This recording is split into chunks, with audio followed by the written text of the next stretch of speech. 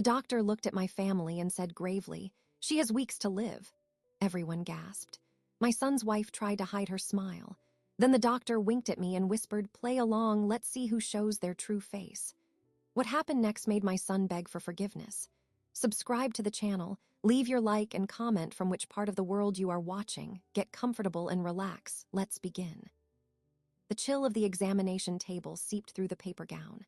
I focused on a diagram of the human heart on the wall, its chambers neatly labeled.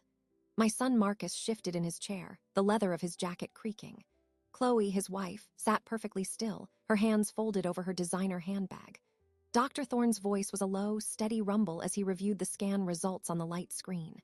The words were a familiar medical tapestry: anomaly, progression, aggressive. Then his tone shifted. It became deliberate, weighty. "Given the location and the rate of growth we're seeing," he said, turning to face us, his gaze lingering on me before sweeping to include them, "we're looking at a prognosis measured in weeks. Perhaps 6 to 8. I'm very sorry, Alina." The air left the room. For a count of 3, there was silence. I watched their faces, reflected in the dark screen of the monitor. Marcus's eyes widened. He leaned forward, his elbows on his knees. "Weeks, are you certain? There's no trial, no procedure." His voice was not grief-stricken, but urgent, problem-solving. I saw the calculations begin behind his eyes. Chloe's reaction was swifter. A sharp, indrawn breath. Then her face arranged itself into a mask of appropriate concern. But in the first, unguarded second, I saw it. The corners of her mouth did not turn down. Her eyes did not soften. There was a quick, unmistakable lift at the very edges of her lips. It was not a smile of malice, but one of swift, cold recalculation. An inventory was being taken behind that pleasant, sympathetic mask. My own heart beat a steady, calm rhythm against my ribs. I let my shoulders slump. I allowed my hand to rise, trembling slightly to my forehead. "I see," I whispered, my voice thin.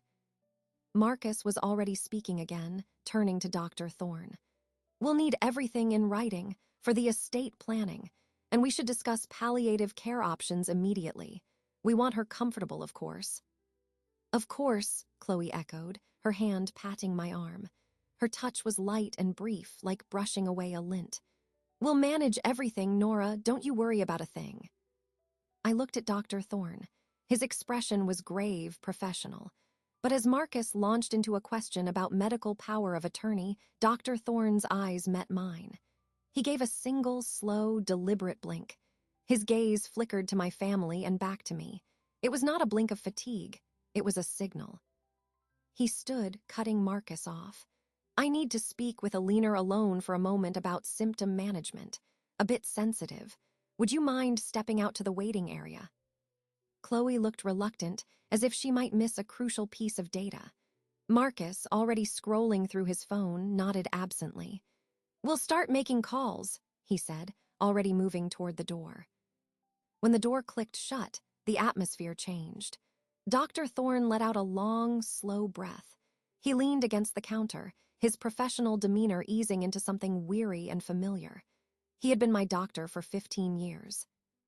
"Alina," he said, his voice low, "that performance was for them. You are not terminally ill. The scan showed a benign, manageable cyst. You're as healthy as a horse." I did not feel shock. I felt a deep, settling cold, like a stone sinking to the bottom of a still lake.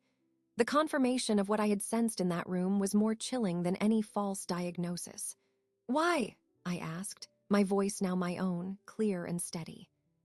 "Because I have watched them for years," he said, a hard edge in his tone. "I have watched him check his watch during your appointments. I have heard her ask about the cost of your medications. Last month, when you had that bronchitis, he asked me how long decline typically takes in someone your age. He wasn't asking out of concern. He was asking for a timeline." He walked over and perched on the stool beside me. "What I said in front of them is a lie, but their reaction was the truth. I am giving you a gift, Alina, the gift of foreknowledge.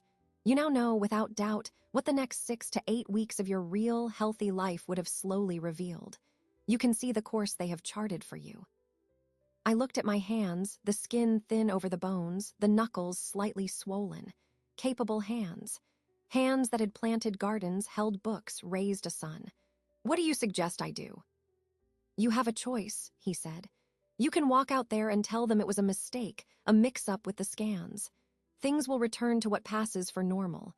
Or, he said, and his eyes were keen, you can play along. Play along. Yes, let them believe the prognosis. Observe, document. See what they do when they think time is short and consequences are negligible. It will be unpleasant, but it will be information. And information, he said, is power. When you have seen enough, we will reveal the truth, on your terms. I considered the sterile room, the diagram of the heart, the closed door behind which my next of kin were planning the efficient dismantling of my life. The cold stone in my stomach solidified into a different substance. It was heavy, but it was firm. It was a foundation. They will want to see paperwork, I said. I will provide it, vague but official, enough to satisfy them. I nodded. I swung my legs off the table, my feet firm on the floor. Then we should not keep them waiting. He handed me my clothing.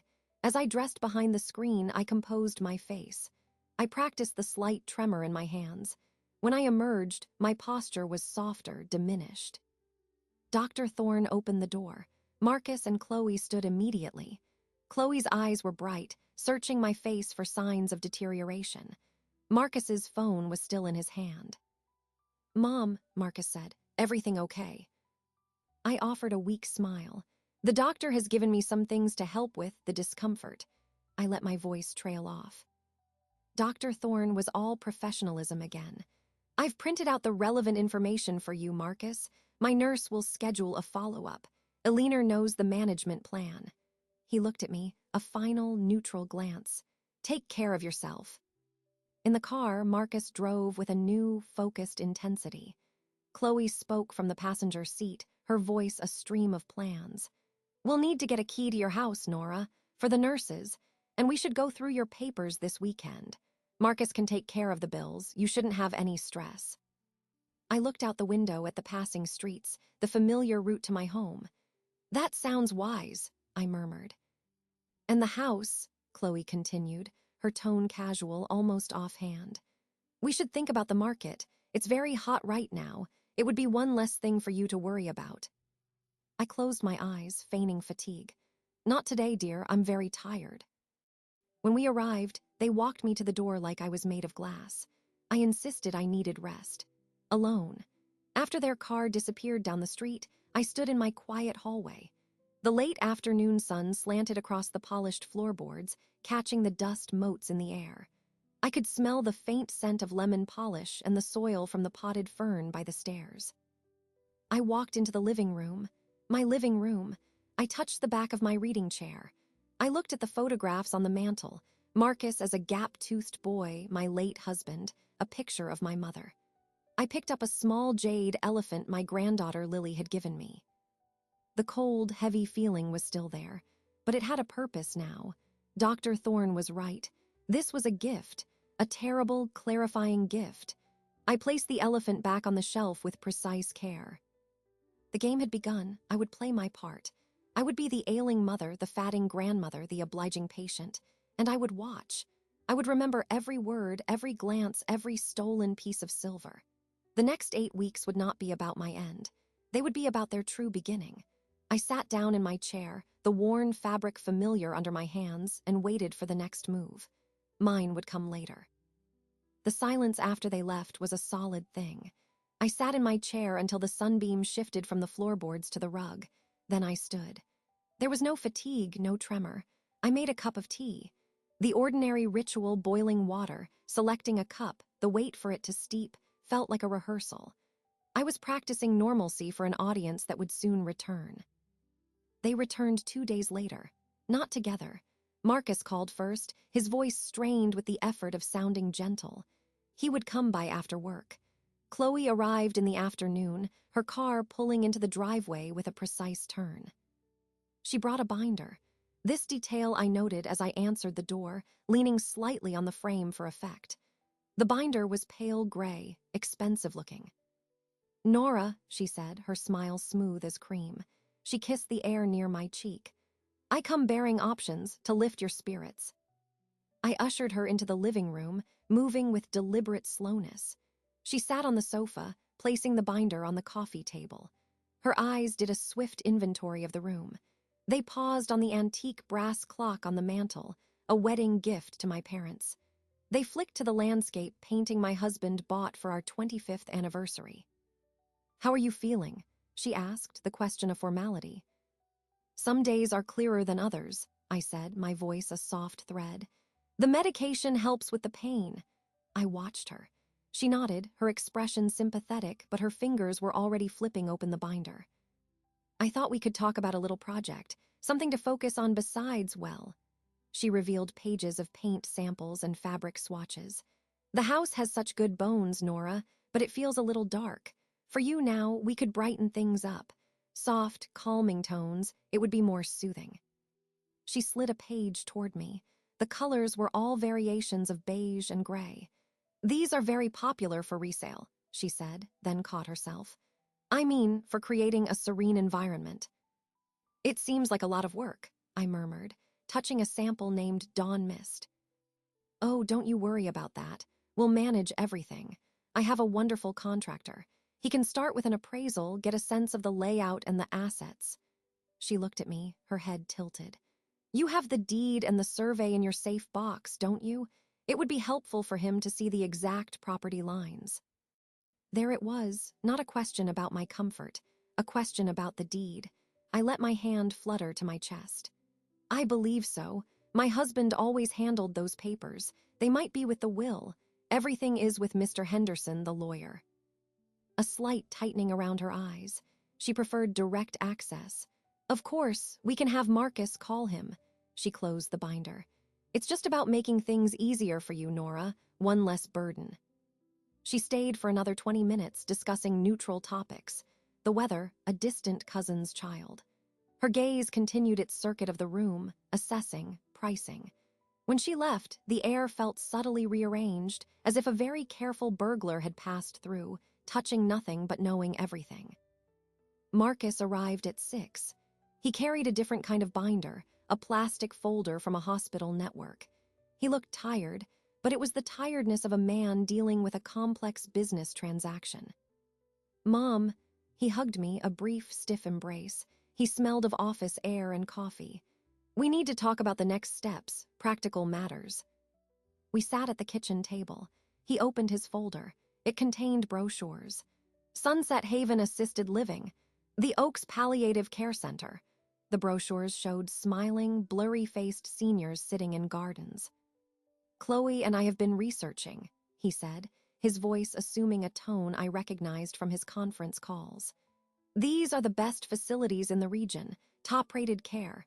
You'd have your own room, nurses on call 24/7. I looked at a picture of a generic living room. No personal photographs, no worn armchairs, no books stacked haphazardly on a side table. "It looks clean." "It's more than clean, it's comprehensive. They handle medication, meals, therapy. You wouldn't have to lift a finger." He said this as if it were the ultimate kindness, to render me fingerless, helpless. "It would ease my mind so much, knowing you were safe and cared for." "What about this house?" I asked, looking around my kitchen, at the chipped ceramic jar for wooden spoons, the calendar from the local garden center. He sighed, a sound of profound practicality. "The house is a worry, Mom. The stairs, the maintenance. The garden alone is a full-time job. It's an asset, of course. We sell it. The proceeds would cover your care at a place like the Oaks for a very long time. It's the logical solution." Logical? The word sat between us like a stone. My life, my home, my history, reduced to an asset to be liquidated to fund a sterile room in a place called the Oaks. "I've lived here 40 years, I said, not needing to feign the thickness in my voice. He reached across and patted my hand. "I know, and you've made it a wonderful home, but now it's time to let others take care of you. You've earned a rest." The anger that rose was not hot. It was glacial. It spread through me, steady and immobilizing. I saw not my son, but a successor, a liquidator. He was not offering me a rest. He was offering me a terminus, a neat, quiet, out-of-the-way place where I would cease to be a daily concern. I withdrew my hand under the pretense of reaching for my water glass. I took a slow sip. "You've put so much thought into this," I said, my eyes downcast. "It's my responsibility," he said, and he seemed to believe it. After he left, the two binders remained in my mind. Chloe's, full of colors to erase my life for a better sale price. Marcus's, full of brochures to relocate me from that life entirely. They were not working in opposition. They were a perfect, efficient team. I walked to the back window. My garden was in the soft gloom of twilight. The peonies were tight fists of buds. The rosemary spilled over its border. It was not a full-time job. It was my joy. They saw a liability, a burden of weeds and responsibility. I opened a kitchen drawer and took out a small, spiral-bound notebook. On the first page, I wrote the date. I noted Chloe's visit, asked about deed and survey, suggested painting for resale. On the next line, I noted Marcus's visit, presented brochures for assisted living, proposed selling house to fund it. The words were clinical. They did not capture the sound of his voice when he said logical, or the look in Chloe's eyes as she calculated the value of the clock. But they were a start. Dr. Thorne had spoken of foreknowledge. This was the first record of it. This was me beginning to measure, not for new curtains, but for the true dimensions of what I faced. The numbers that mattered were not property lines or square footage. They were the number of days it took for a son to suggest packing his mother away, and the number of seconds it took for his wife to eye her inheritance. I closed the notebook. The cold clarity was back. They had shown me their plan. Now I needed to see the rest of it. I would need to be weaker, more confused, more accepting. I would need to let them believe their logic was prevailing. The next move was still theirs. I had only to watch and to write it all down. The notebook felt heavy in my hand, a cold little ledger of betrayal. I could not keep its contents only to myself. The isolation they assumed I felt was real in one sense. I was alone with the knowledge of their actions. But I had other family, the family I had chosen. I called Mabel first. Her voice, rich and warm, filled my ear. "Nora, darling, I was just thinking about you. How did the appointment go?" "It was revealing," I said, my tone even. "Could you and the girls come over tomorrow? For Mahjong, there's something I need to tell you all." A pause. I could hear the shift in her breathing, the understanding that this was not a social call. "We'll be there, 10 o'clock. The next morning, I prepared. I made a pot of strong coffee and set out the good china cups, the ones with the tiny violets. I arranged the mahjong tiles in the center of the dining table. The ritual of it was calming. By the time the doorbell rang, my hands were steady. Mabel entered first, her arms open for a hug that was both soft and solid. Irene followed, her sharp eyes missing nothing, carrying a tin of her shortbread cookies. Ruth came last, quiet and observant, placing a gentle hand on my shoulder. They settled around the table, their presence filling the quiet spaces of my house with a comfortable, familiar energy. For a little while, we played. The click of the tiles was a normal, comforting sound. I let them win a round. Then, as I shuffled the tiles for the next game, I spoke. "The appointment with Dr. Thorne was unusual," I began. I told them everything. The false prognosis. The wink, Chloe's smile, Marcus's immediate pivot to estate planning and assisted living. The binders, the request for the deed. I did not editorialize. I presented the facts as I had written them in my notebook, which I now placed on the table beside the tile rack. The clicking stopped. A deep silence settled over the table. Mabel's face, usually so jovial, had gone still and hard. Irene put down the tile she was holding with a definitive tap. Ruth's hand covered mine. "That little vulture," Irene said, her voice low and precise. "I always said she had the eyes of an appraiser, not a daughter." "And Marcus," Mabel breathed, disappointment etching lines around her mouth. "To be so quick, so clinical." "What did the doctor suggest?" Ruth asked, her practical mind already moving forward. "He suggested I play along, to see what they would do when they thought time was short. He called it a gift of foreknowledge." Irene's eyes gleamed. "He's a smart man, and he's right. Now you know the battlefield." "But you shouldn't have to fight it alone," Mabel said, her voice regaining its strength. What's your plan, Nora? I had not, until that moment, truly formulated one beyond observation, but with their eyes on me, expectant and fierce, it coalesced. I want to see it through, all of it. I want to document every visit, every conversation, everything they try to take.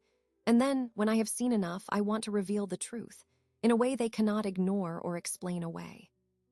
Ruth nodded slowly. You need evidence, more than a notebook. We can help with that, Irene said. My grandson is a tech whiz.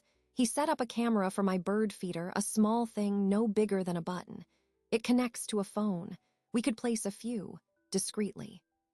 The idea was both thrilling and grim. That feels severe, I said. What they are doing is severe, Mabel countered. Trying to sell your home out from under you while you're still breathing in it. That is a declaration of war, honey. You have a right to know the full extent of it. We can be your eyes and ears, Ruth offered. We can visit more often when they are here. They'll just see your old friends being kind. They won't see us remembering. I looked at their faces, these women I had known for decades. We had celebrated births and mourned deaths. We had shared recipes and secrets and the small, daily triumphs of our lives. Their indignation was not just for me. It was for the principle of the thing, for the respect owed to a life lived. All right, I said. The two words felt like turning a key. But this stays between us and Dr. Thorne.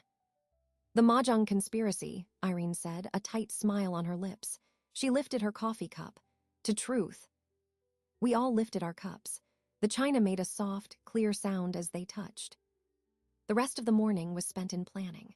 Irene took notes on a legal pad in her efficient script. We identified key items in the house. The silver tea service from my grandmother, the jade elephant, the portrait of my mother in the hall. We would keep a photographic log of their places. Mabel volunteered to be the communication link with Dr. Thorne, as her visits to him for her arthritis would not arouse suspicion. Ruth would coordinate with Irene's grandson for the cameras. The mood shifted from outrage to a focused, almost cheerful determination. We were a council of generals plotting a campaign. The hurt and the cold anger were still there, inside me, but they were now encased in a structure of action. I was no longer just a woman sitting in a chair, waiting and watching. I had lieutenants. After they left, the house was quiet again, but the silence was different. It was no longer the silence of isolation, but the quiet of a stage being set. I cleared the coffee cups and the mahjong tiles. I opened my notebook to a fresh page. At the top, I wrote, Operation True Colors. Allies, Mabel, Irene, Ruth. Objectives. 1. Document all visits and conversations. 2. Secure visual evidence. 3. Inventory personal assets. 4. Maintain appearance of decline. I closed the book. The cold calculation had found its purpose, and it had found its team. The next move was still, ostensibly, theirs to make. But for the first time since the doctor's office, I felt the faint, steady pulse of anticipation. I was not just waiting for the next blow. I was preparing to catch it, examine it, and record its exact weight and dimensions. And then, one day, I would return every single one. The planning with my friends provided a structure, a scaffold upon which I could place each new piece of evidence. For a week, nothing of note happened. Marcus called to check on my symptoms. Chloe sent a text with a link to an article about peaceful transitions. I played my part, my voice growing softer, more distant on the phone. I allowed a planned visit from Mabel to coincide with one from Chloe, so my friend could witness the dynamic firsthand. Then, the first item disappeared. It was a small silver picture frame on the writing desk in the living room. It held a photograph of my mother, taken in her garden when she was about my age. The frame itself was not particularly valuable, but the image was irreplaceable. I noticed its absence on a Tuesday afternoon. The space on the polished wood was a perfect, empty rectangle, free of dust. I did not search for it. I stood before the desk and noted the fact in my mind. I checked the inventory log we had started. I had taken a photograph of the frame in its place just 3 days prior. I opened my notebook and wrote the date and time. Item missing, silver picture frame, photograph of Aliner's mother. Last confirmed present, Saturday. Noted absent, Tuesday, 3:15 p.m. The following day, Marcus came by after work. He brought groceries, a gesture that felt less like care and more like provisioning a remote outpost. As he put away the cans of soup, he spoke. Chloe was thinking, with your condition, it might be easy to misplace things, or for things to get broken. She suggested we start taking some of the more fragile or sentimental items for safekeeping, to protect them for you. I was sitting at the kitchen table, a blanket over my knees though the day was warm. What sort of things? I asked, my voice faint. Oh, the good silver, that jade piece you like, some of the older books, just so they're secure. He would not meet my eye. He focused on aligning the soup cans perfectly in the cupboard. That is thoughtful, I murmured. I have been a little forgetful. His shoulders relaxed slightly. Good, we can start this weekend. It's one less thing for you to worry about. After he left, I went to the dining room sideboard. I opened the drawer where the silver napkin rings, a wedding gift, were kept. There were 12. I counted 8. I did not react. I closed the drawer and made another note. When my friends gathered for our next mahjong session, I presented the updates. Irene's grandson, a quiet young man named Leo, had already come and gone, installing 3 small cameras. One had a view of the living room mantel and writing desk. Another covered the dining room sideboard and the main entrance. A third was in the hallway, facing the display cabinet with the jade and other small artifacts. The feed went to a secure digital recorder and could be accessed via an app on Irene's tablet. Now we wait, Mabel said, her mouth a firm line. We did not have to wait long. That Saturday, Chloe arrived alone. She was brisk and cheerful. Marcus is tied up with work, so I'm on collection duty, she announced, as if she were picking up donations for a charity. I was positioned in my armchair, a book open and unread on my lap. Of course, dear, whatever you think is best.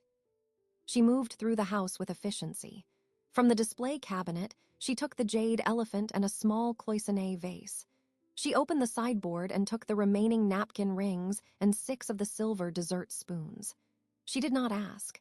She simply gathered, placing them with care into a padded tote bag she had brought. We'll keep a list, she said, noticing my gaze. So everything is accounted for. It's all for the best, Nora. You really shouldn't have these temptations lying around. You never know who might come by. The implication was clear. In my weakened state, I might invite thieves or worse, be cheated by my own friends. I merely nodded, letting my eyes drift shut as if fatigued. From the hallway camera, we later watched the footage on Irene's tablet. We saw Chloe pause in the living room. Her eyes scanned the shelves. She reached for a first edition of To Kill a Mockingbird my husband had given me, then seemed to think better of it. She touched the spine but did not take it. The camera captured the precise, acquisitive calculation in her expression. It was not the look of someone preserving sentimental items. It was the look of a curator selecting pieces for an auction. Safekeeping, Ruth said flatly as we watched Chloe exit the front door, the tote bag noticeably heavier. Theft, Irene corrected. Premeditated theft, she brought the bag. I replayed the moment she took the jade elephant, Lily's gift. My hand tightened on the edge of the table. The coldness inside me acquired a new, sharper edge. We need to document every item, I said, my voice calm. Leo's footage, plus our photographs. We'll make a list with descriptions and estimated values where we know them. And we do nothing, Mabel asked, her indignation simmering. Not yet, I said. We let them think it's working. The more they take, the more comfortable they'll become, the more they'll reveal. I looked at the frozen image on the tablet screen, Chloe's profile caught in the act. We are not just collecting my things, we are collecting evidence of their character. Each spoon, each picture frame is a sentence in their confession. That night alone, I updated the notebook. The entries were longer now. They included times, items, and verbatim quotes. Chloe, you never know who might come by. The ledger of betrayal was filling up. The empty space on the writing desk was no longer just an absence. It was an accusation, and I had proof. A collection of evidence became a routine. The notebook entries grew. The digital recorder captured not just thefts, but conversations, snippets about comps on the house, the cost of storage units, Chloe's offhand remark about how my Persian rug would really tie their living room together. I was an archivist of my own betrayal. but passive observation began to feel insufficient. I needed to prod the situation to see how they would react under a different kind of pressure. I needed to perform. I called Dr. Thorne's office and scheduled a check-in. In person, I laid out my idea. I want to stage a deterioration, a bad spell, something that would force a reaction. He leaned back in his chair, steepling his fingers. Medically, it's simple enough. We can say the progression is causing acute, intermittent episodes. Shortness of breath, confusion, fatigue. What's the goal? To see if it speeds up their timeline. To see if concern or greed is the dominant response. He nodded slowly. A stress test. For them, not you, all right. I'll provide the medical cover. I can call Marcus, express concern about new symptoms. That will set the stage. 2 days later, he made the call. I listened on the extension in my kitchen, my hand steady on the receiver. Marcus, it's Dr. Thorne. I'm calling about your mother. She reported some distressing symptoms yesterday, shortness of breath, some disorientation. It's not unexpected, but the pace may be increasing. I've adjusted her medication, but she should not be alone for extended periods. You and your wife might want to check in more frequently. Marcus's voice was tense. Is it time for the facility? Should we accelerate things? That, Dr. Thorne said, his tone carefully neutral, is a family decision. My concern is her immediate safety and comfort. The trap was baited. I prepared my stage. I chose a Sunday afternoon when a visit would feel obligatory, not convenient. I did not call them. I waited. They arrived together just after 2. I was in the living room, dressed in a worn housecoat. I had practiced breathing in a shallow, uneven rhythm. I had a glass of water on the side table, within reach. Mom, Marcus's voice was wary. I turned my head slowly, letting my eyes seem unfocused for a moment before recognizing him. Marcus, Chloe, how nice. Chloe's smile was thin. Dr. Thorne called. We wanted to see how you were. I gestured weakly to the sofa. Sit, please. I took a small, shaky sip of water. Then I let a cough erupt, not a polite clearing of the throat, but a deep, racking sound that bent me forward. I gripped the arm of the chair. Marcus half rose from his seat. Mom, are you okay? I waved a hand, gasping for air. It's one of the spells. The doctor, he said they might come. I closed my eyes, leaning back, breathing in deliberate, shallow pants. It feels so unfinished. What does? Chloe asked, her voice careful. Everything, I whispered, letting my voice crack. This house, my things, the garden, Lily. I let a single, real tear escape, not for them, but for the sheer, exhausting theater of it all. I have so many regrets, so much left to put in order. I opened my eyes to slits, observing. Marcus's face was a conflict of alarm and impatience. He pulled out his phone. I'm calling Dr. Thorne. Maybe you need to go to the hospital. No, I said a bit more forcefully, then feigned weakness again. No hospital. He said it would pass, just sit with me. Chloe had not moved to comfort me. She was looking at Marcus, a silent communication passing between them. Then she looked around the room, her gaze assessing, as if calculating how much time she had left to empty it. Marcus put his phone down, but he did not sit. He paced to the window, looking out at the garden. This is exactly what I was worried about, Mom. You shouldn't be here alone having these episodes. At the Oaks, be a nurse right there. He's right, Chloe said, her tone soothing but firm. This is no way to live, in fear. It's not fair to you, or to us worrying like this. I let another cough shake me. Perhaps you're right. I saw the subtle relaxation in Chloe's shoulders. But the paperwork, the will, Mr. Henderson has it all. It's such a muddle. We can handle the paperwork, Marcus said, turning back to me, seizing on the practical. We'll call Henderson tomorrow. We'll get it sorted. You just focus on resting. I nodded weakly, letting my eyes close again. Thank you, I'm so tired. They stayed for another 20 minutes, speaking in hushed tones to each other over my head. I heard power of attorney, immediate transfer, and market timing. When they were convinced I was asleep, they left. I heard the front door click shut. I waited a full 5 minutes. Then I opened my eyes. I sat up straight. My breathing evened out. I wiped the tear from my cheek. I stood and walked to the window, watching their car disappear. I picked up the notebook from its hiding place beneath the chair cushion. I wrote the date and time. Performance, episode of distress. Reactions, M, immediate suggestion of facility, focus on paperwork. C, no physical comfort, reinforced facility narrative, visible assessment of property. Outcome, they believe timeline is accelerating. They plan to contact lawyer. The coldness within me was now a sharp, clear instrument. The test had been a success. They had seen a mother in distress and had seen only a logistical problem to be solved, an asset to be secured. Any lingering doubt was gone. This was no longer about collecting evidence of what they might do. It was about documenting what they were doing. I was no longer just a patient in their narrative. I was the director of my own. And the next act was already taking shape in my mind. Their greed had a tempo. It was quickening. I would need to be ready for the crescendo. The performance left a residue, a kind of gritty fatigue that had nothing to do with physical exertion. The cold clarity remained, but it was accompanied by a hollow feeling.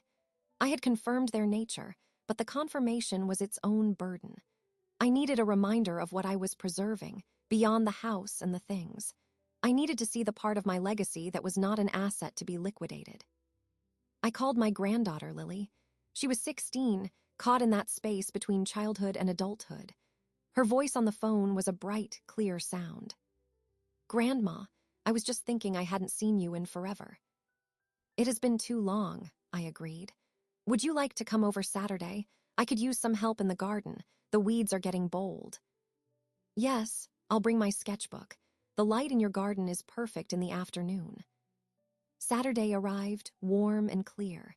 I did not prepare a performance. I wore my old gardening clothes, a wide-brimmed hat, and my most comfortable gloves. When Lily's mother, Chloe, dropped her off, she did not get out of the car. She gave a brief, efficient wave. "I'll pick you up at 5, Lily. Don't tire your grandmother out." Lily rolled her eyes as she walked up the path, a canvas bag slung over her shoulder. She hugged me, a real, full-bodied hug that lasted several seconds. "You look good, Grandma." "I feel good today," I said, and for those hours it was the truth. We worked in the perennial bed. I showed her how to distinguish the fledgling coneflowers from the weeds. She listened with a serious focus I recognized in myself. The soil was warm and loose in our hands. We spoke of small things, her art project at school, a book she was reading, a boy she thought was annoying. After a while, she sat back on her heels, wiping her forehead with the back of her wrist, leaving a smudge of dirt. "Mom and Dad are being so weird lately. All they talk about is real estate and paperwork. They're always whispering. It's like they're planning a military invasion or something." I carefully loosened the soil around a lavender plant. "They have a lot on their minds." "It's rude," she said simply. "They were talking about your house at dinner, about square footage and curb appeal." I told them it was your home, not a product. Dad got quiet. Mom said I didn't understand the complexities of adulthood. She made a face. "Adulthood looks pretty complicated and miserable if you ask me." A wave of protective anger washed over me, but I kept my tone even. "Your mother is very practical." "She's a vacuum cleaner," Lily muttered, then looked instantly guilty. "Sorry, that was mean." "It was descriptive," I said. "Come, let's take a break. I made lemonade." We sat on the bench under the old maple tree. She pulled out her sketchbook and a case of pencils. "Can I draw your hands?" she asked. "They're so capable." I held them out, resting on my knees, still flecked with soil. She began to sketch, her brow furrowed in concentration. The silence between us was easy, filled with the sound of rustling leaves and distant birds. "You know," she said, not looking up from her paper, "when I think of family, I don't think of houses or stuff. I think of this. Sitting here with you, the smell of your lemonade, the way you know the name of every plant." She glanced up, her eyes earnest. "That's what I want to remember. That's what matters." I looked at her young, open face, so unlike her mother's calculated expressions or her father's strained focus. She was the true inheritor, not of objects but of essence. She saw the garden, not as a maintenance burden, but as a living story. She saw my hands, not as aging tools, but as a record of a life spent creating and nurturing. In that moment, the hollow feeling left by Marcus and Chloe's visit filled with a different substance. It was solid and warm. This was the clarity I needed. I was not just fighting to keep them from taking my house. I was fighting to preserve the world represented by this garden bench for this young woman. I was ensuring that the legacy she associated with me, of patience, growth, and quiet beauty, would not be erased by spreadsheets and moving vans. "You are a remarkable young woman, Lily," I said. She smiled a little shyly. "I learn from the best." When Chloe returned to pick her up, Lily hugged me again. "I love you, Grandma. Get some rest." "I will," I said, and I meant it. I needed to be rested. The final stages of my plan would require energy. After they drove away, I did not go inside immediately. I stayed on the bench, looking at my garden in the golden late afternoon light. The peonies had bloomed, great fluffy bursts of pink. The rosemary was thriving. Lily's words echoed. "That's what I want to remember. That's what matters." I went inside and opened my notebook. I did not write an entry about Lily's visit. It did not belong in the ledger of betrayal. It belonged in a different category altogether. Instead, I turned to a fresh page at the back. At the top, I wrote, "For Lily." Underneath, I began a list, not of missing items, but of things to ensure she received. The first edition of To Kill a Mockingbird *, the set of watercolor paints my husband gave me, the deed to the garden plot at the community center where I taught her how to plant tomatoes. The fight was no longer a reactive one. It was a proactive mission. I was no longer just defending a past. I was deliberately, carefully building a bridge to a future, one that included Lily and my friends and the life I had made. The cold strategy remained, but now it was fueled by a warm and certain purpose. The list for Lily was a private comfort, a compass pointing toward a future beyond the current conflict. I began making discreet arrangements. A quiet visit to my lawyer, Mr. Henderson, to discuss the creation of a community land trust. A conversation with the director of the local garden club about a potential donation in my name. These actions were conducted in my genuine voice, with my real strength, and they served as a necessary counterbalance to the performances I gave at home. I felt the pieces of my true resolution moving into place, even as the fiction of my decline continued. They moved faster than I anticipated. The performance of my bad spell had indeed accelerated their timeline. 1 week after Lily's visit, Marcus called. His voice held none of its usual strained gentleness. It was all business. "Mom, Chloe and I need to see you tomorrow morning. 10 o'clock, it's important." "Is everything all right?" I asked, feigning mild confusion. "We'll discuss it tomorrow, just be ready." He hung up. The tone told me everything. The planning phase was over. The execution phase was beginning. I alerted my friends through our coded group text. A simple "Mahjong tomorrow." From Mabel confirmed they would monitor the cameras remotely. At 10 o'clock precisely, their car pulled in. They did not arrive separately. They came as a united front. Marcus carried a slim leather portfolio. Chloe held a large envelope. Their expressions were set, purposeful. They did not hug me. They sat at the kitchen table, the same table where Marcus had shown me the brochures for the Oaks. "Mom," Marcus began, not meeting my eyes but looking at the papers he was extracting from his portfolio. "We've reached a decision. For your safety and your comfort, we can't wait any longer.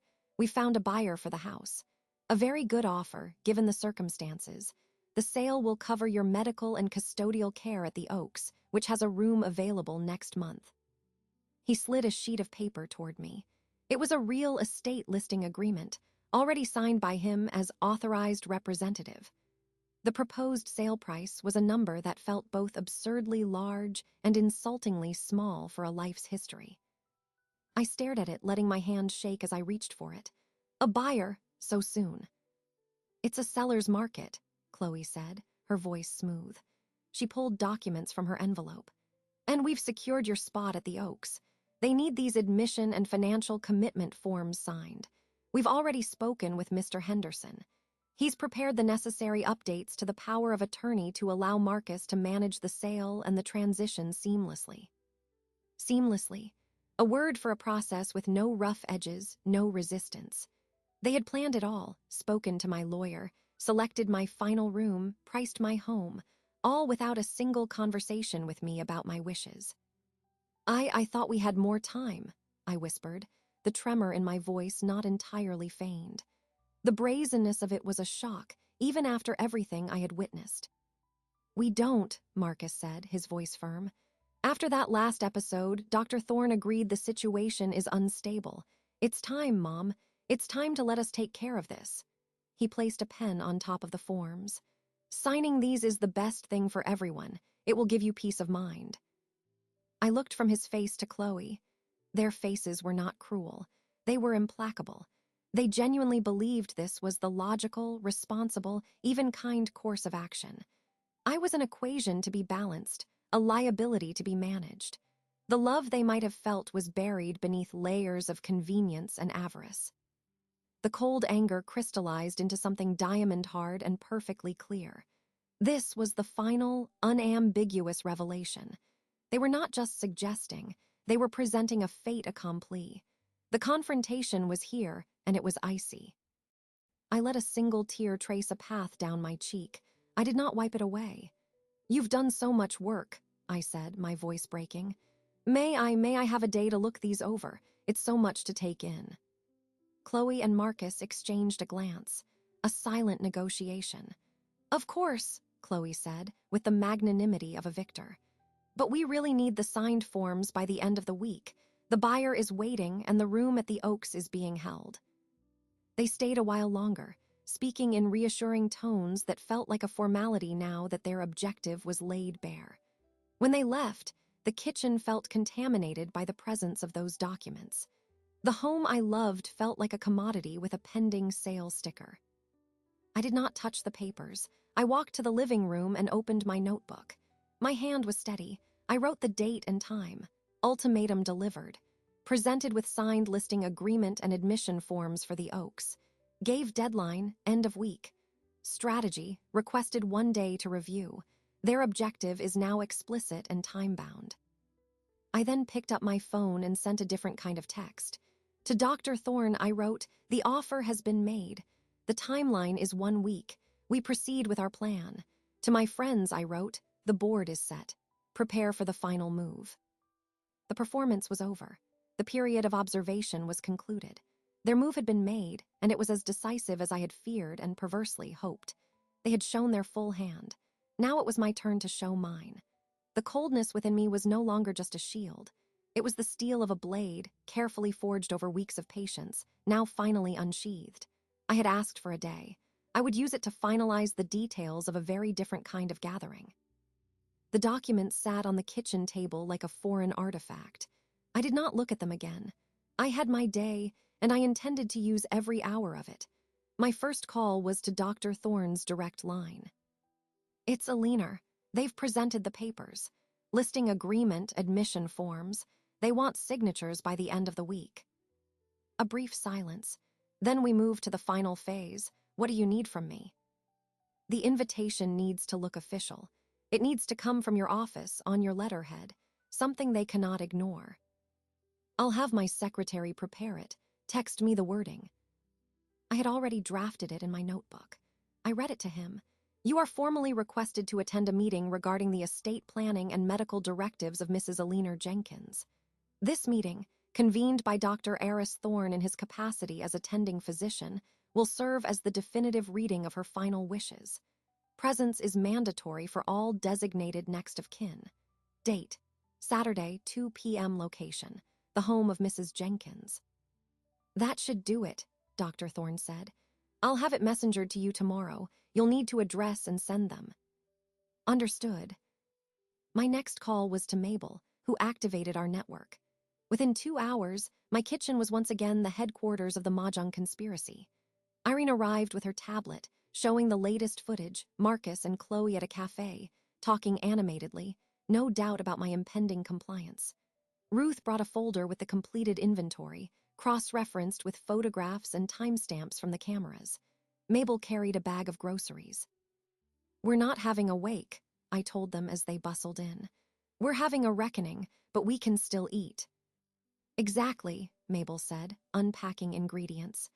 We're going to make a feast, a celebration of truth. It will unnerve them more than sorrow. We divided the labor. Ruth and I worked on the technical details. We reviewed the edited clips Leo had prepared, a concise, damning montage of Chloe's safekeeping, Marcus's talks of facilities and markets, the clear audio of their planning over my pretended sleep. We tested the connection to the living room television. It worked seamlessly. Irene and Mabel took over the kitchen and the dining room. They did not cook a funeral meal. They made a vibrant lunch, a spinach and strawberry salad, a roasted chicken with herbs from my garden, crusty bread, a lemon bundt cake. The aromas that filled my house were of life, of gathering, of abundance. They set the dining table with my everyday dishes, but they added a centerpiece of cut peonies from the garden. The contrast will be sharp, Irene noted with satisfaction as she polished a glass. They will arrive braced for gloom and duty. They will find a party awaiting them. It will throw them off balance before a single word is spoken. The official envelopes from Dr. Thorne arrived at noon the next day. The letterhead was impeccable. I addressed 3, one to Marcus and Chloe, one to Marcus alone at his office to ensure he received it, and one to myself for verisimilitude. I used my best pen, writing in my clear librarian's script. I drove to the post office and sent them certified mail, requiring a signature. There would be no claim they did not receive the summons. The following days were a study in controlled tension. I did not answer their calls. I let them go to voicemail. Marcus left 2 messages, his voice progressing from confused to irritated. "Mom, we need those forms signed.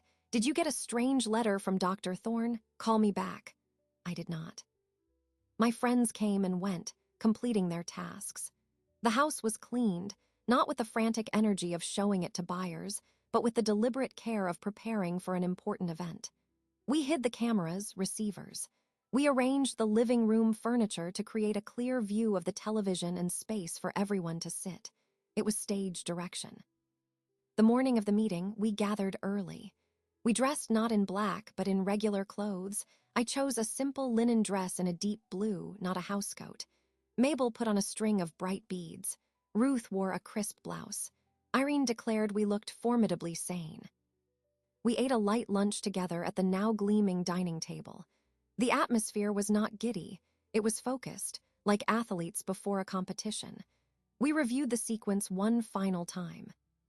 "You will let them in," Ruth said. "You will be seated. Dr. Thorne will handle the initial formalities, then you will take over." "And we," Mabel said, squeezing my hand, "will be right there, witnesses." At 1:45, Dr. Thorne arrived, carrying a legitimate-looking medical file. He wore a sober suit. He shook each of our hands, his expression serious but with a glint in his eye. "The guests of honor will be here soon. Are we ready?" I looked around my living room, at the food on the table, at the faces of my friends, at the sunlight streaming in over my garden. I felt the weight of the remote control in my dress pocket. I nodded. "We are ready." We took our positions. My friends sat in a small cluster to one side. Dr. Thorne stood near the fireplace. I sat in my armchair, not slumped but upright, my hands resting calmly on the arms. We did not speak. We waited. The doorbell rang at 2 o'clock precisely. The trap was sprung. All that remained was for them to walk into it. The chime of the doorbell was a clean, sharp sound in the quiet room. I did not move. Mabel, following our plan, rose and went to answer it. I heard the door open, then the murmur of voices, Marcus's, low and tense, Chloe, a bright, artificial tone of condolence. They stepped into the living room. They were dressed for a funeral. Marcus in a dark suit, Chloe in a tailored navy dress, somber and expensive. Their faces were arranged in masks of grave responsibility. Then they stopped. Their eyes took in the scene. The sunlight, the peonies on the dining table, the platter of chicken, my friends seated calmly, Dr. Thorne standing formally, and me, upright in my chair, dressed in blue, my hands steady, my gaze clear. Confusion disrupted their carefully composed expressions. Marcus's brow furrowed. Chloe's smile froze, then dissolved into a puzzled line.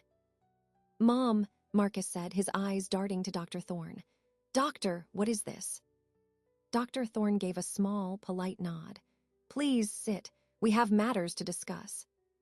They remained standing awkwardly. Chloe's eyes swept over the food, the normalcy, landing back on me with dawning suspicion. Nora, you look well. I am well, Chloe, I said, my voice firm without its previous tremor. Thank you for coming. They sat on the sofa, perching on the edge, their bodies tense. The distance between their expectation and this reality was a chasm in the room. Dr. Thorne began. As you know, I called this meeting to discuss Aliner's estate and medical directives. However, the context has changed. I stood up. Every eye turned to me. I felt the remote control in my pocket. I walked to the center of the room, facing them. The context, I said, is that there is no terminal illness.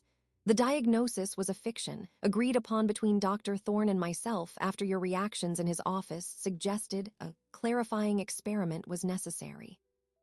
Marcus's face went pale. What? A lie, Chloe's voice was a sharp whisper. All of it. All of it, I confirmed. A performance, to observe what you would do when you thought time was short and consequences were irrelevant.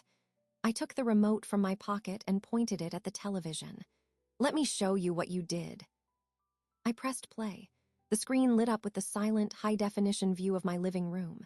There was Chloe placing the jade elephant into her tote bag. The audio came on. We'll keep a list, so everything is accounted for. It's all for the best, Nora. You never know who might come by. The clip changed to Marcus at this very table, sliding the brochure for the Oaks toward me. The house is a worry, Mom. It's an asset, of course. We sell it. It's the logical solution. Another clip from the hallway camera showed Chloe taking the silver napkin rings. Then a clip from my bad spell day. Me, feigning distress, and the clear audio of their whispered conversation over my head. Power of attorney, immediate transfer, market timing. The room was utterly silent except for the damning audio. On screen, the evidence was cold, impartial, undeniable. I watched their faces. Marcus's pallor turned to a sickly gray as the reality of his recorded words sank in. His mouth opened, but no sound came out. Chloe's face tightened, her eyes narrowing to slits, her cheeks flushing with a rage she could no longer conceal. I turned off the television. The silence that followed was heavy and complete. This was your test, I said, my voice level. And you failed. Spectacularly. You saw not a mother but a burden, not a home but an asset, not heirlooms but loot. Mom, I can explain. Marcus began, his voice choked. There is no explanation that will change what we all just saw and heard, I interrupted. But there is a new directive, my actual will. I looked at each of them. This house will not be sold. It is being deeded to the Greenhaven Community Land Trust, with a provision that I may live here for the rest of my life. Upon my death, it will become affordable housing for seniors. My personal items have already been accounted for. The pieces you took for safekeeping will be returned. What remains will be distributed as I see fit. To my friends who have shown me what family truly means, and to my granddaughter, Lily, who sees the value in things that are not measured in square footage or resale value. Chloe stood up, her composure had shattered.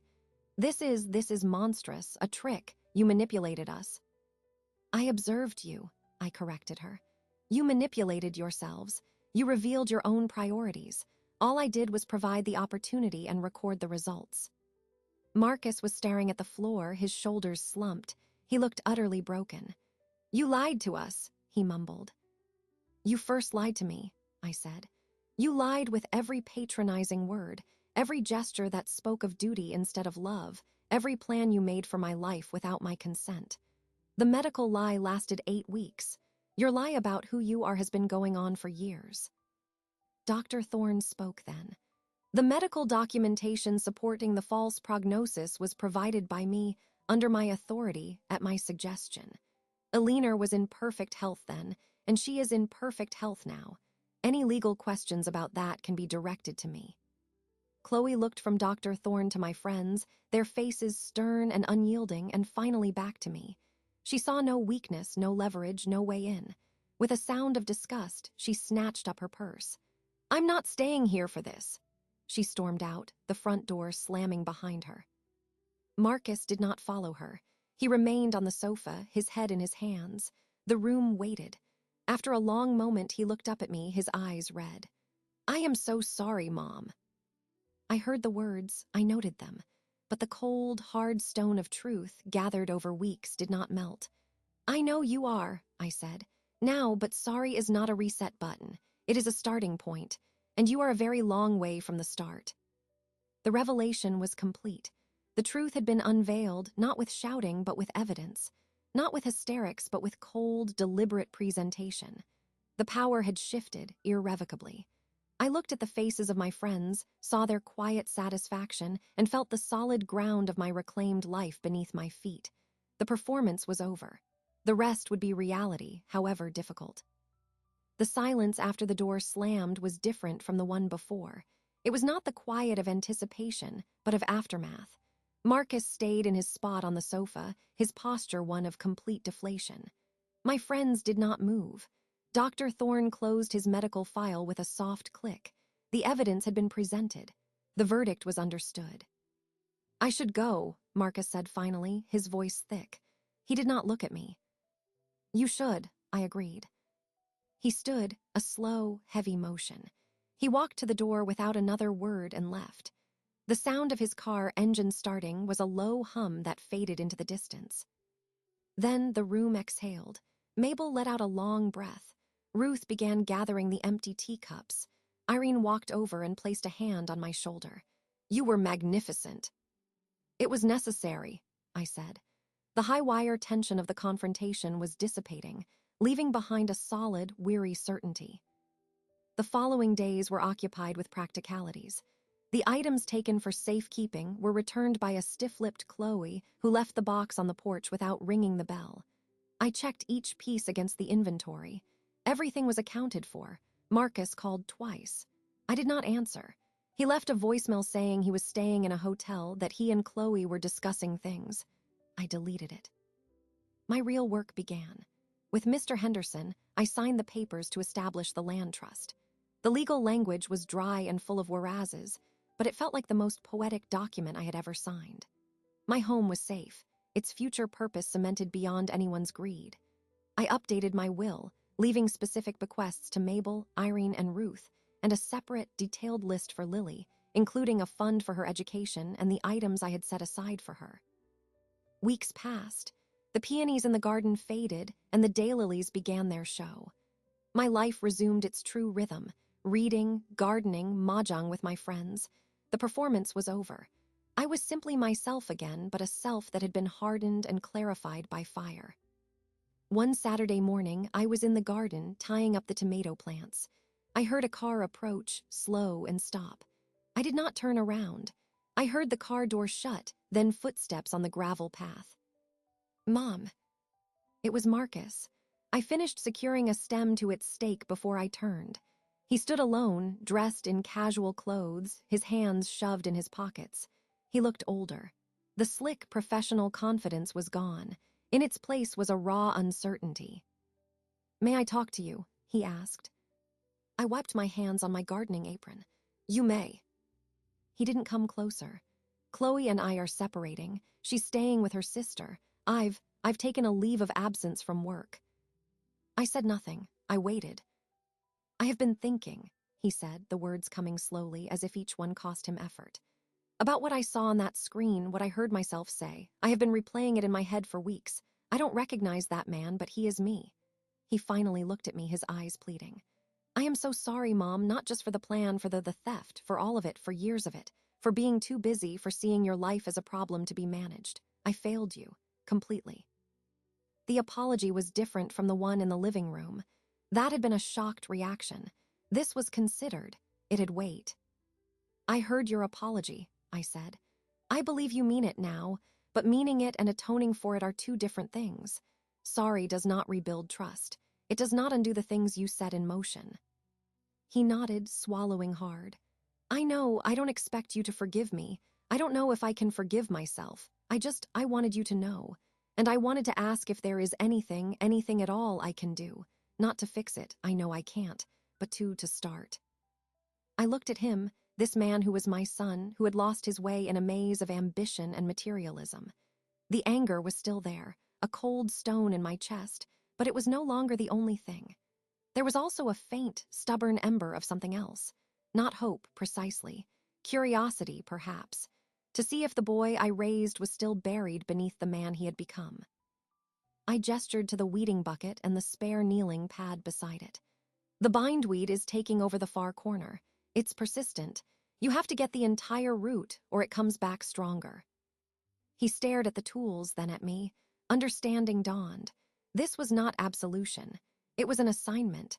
A physical, humble, repetitive task. A chance to do something tangible with no immediate reward for the home he had tried to sell. "Okay," he said softly. He took the pad and the trowel and walked to the corner I indicated. He knelt on the earth. I went back to my tomatoes. For a long time, the only sounds were the rustle of leaves, the chirp of sparrows, and the scrape of metal against soil as he worked to dig out the deep, white roots of the bindweed. He worked for over an hour. When he finally stood, his knees were dirty, his shirt damp with sweat. He brought the bucket, now full of weeds, over to the compost pile.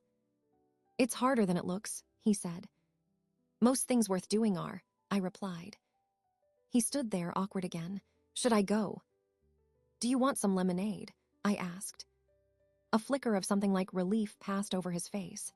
"Yes, please." We sat on the bench under the maple tree, the same bench where Lily had drawn my hands. We drank in silence. The sun was warm on our faces. It was not comfortable, but it was not hostile. It was a space, a beginning. He left not long after with a quiet, "Thank you, Mom." I did not invite him back, but I did not tell him not to return. That evening, my friends came over for dinner. We ate in the dining room, the room where he had presented the brochures, where Chloe had probed for the deed. Now it was filled with our laughter and the clink of our forks. "How are you?" Mabel asked me later as we washed the dishes. "I am content," I said, and I was. The house was secure. My legacy was directed toward things that mattered: community, friendship, a young girl's future. The anger had served its purpose. It had protected me, had given me the strength to act. Now it could recede, not gone, but banked, a part of my history. As for Marcus, the path was unclear and likely long. Forgiveness, if it ever came, would be a gradual growth, like the garden itself, requiring consistent care and subject to setbacks. I had offered him a chance to help with the weeding. That was all. It was a start. Whether anything would grow from that start was a question for another season. I stepped outside later to check on the night-blooming jasmine. The air was cool and sweet. I looked at my home, its windows glowing with light, and at the dark shapes of my garden. I felt a deep, quiet satisfaction. The story was not perfect. Some chapters had been painful, but it was mine, every word of it. And the next page, for the first time in a long while, was blank and full of promise.